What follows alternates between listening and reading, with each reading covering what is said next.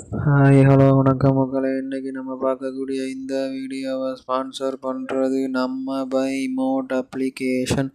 இந்த அப்ளிகேஷனை உங்கள் மொபைல் ஃபோனில் டவுன்லோட் பண்ணி உங்கள் வீட்டுக்கு தேவையான க்ரோசரி ஜாமான்களை வாங்கி பயன்பெறுங்க. வாங்க வீடியோக்குள்ளே போகலாம். இன்றைக்கி நம்ம பார்க்கக்கூடிய இந்த வீடியோவில் நம்ம சமண மதம் வரலாறு பற்றி தான் பார்க்க போகிறோம். வாங்க வீடியோக்குள்ளே போவோம்.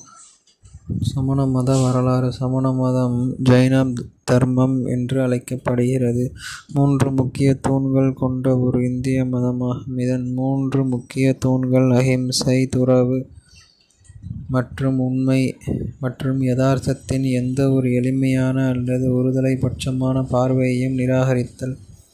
தர்மத்தின் உச்ச போதகர்களான 24 தீர்த்தகர்களின் வாரிசு மூலம் சமண மதம் அதன் ஆன்மீக கருத்துக்களையும் வரலாற்றையும் பின்தொடர்கிறது. தற்போதைய கால சுழற்சியில் முதல் தீர்த்தங்கரர் ரிஷபதேவர். அவர் பாரம்பரியமாக மில்லியன் கணக்கான ஆண்டுகளுக்கு முன்பு வாழ்ந்தவர். 23வது தீர்த்தங்கரர் பர்ஷ்வநாதர் பாரம்பரியமாக கிமு 9ஆம் நூற்றாண்டை சேர்ந்தவர் மற்றும் 24வது தீர்த்தங்கரர் கிமு 6ஆம் அல்லது 5ஆம் நூற்றாண்டில் வாழ்ந்த மகாவீரர் ஆவார்.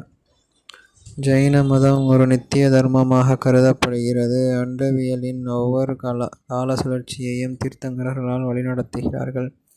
ஜைன தத்துவத்தை புரிந்து கொள்வதற்கான மையமானது வேத விஞ்ஞானம் அல்லது ஆன்மா மற்றும் ஆன்மா அல்லாத நிறுவனங்களில் இயல்பியல் தெளிவான வேறுபாட்டை குறிக்கிறது.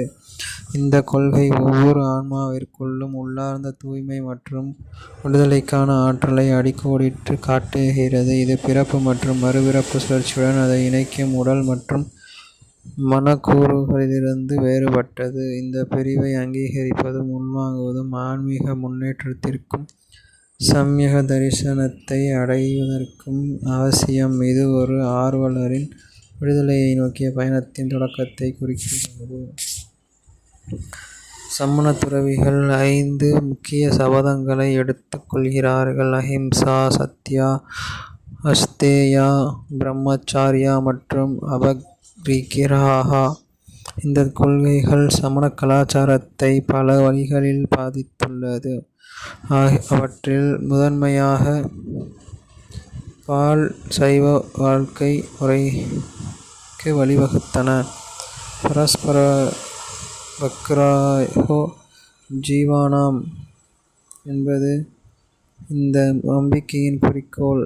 மேலும் நமோகர் மந்திரம் அதன் மிகவும் பொதுவான மற்றும் வலிமையான பிரார்த்தனையாகும். இதுவே இவர்களின் வரலாறு ஆகும். நன்றி, வணக்கம்.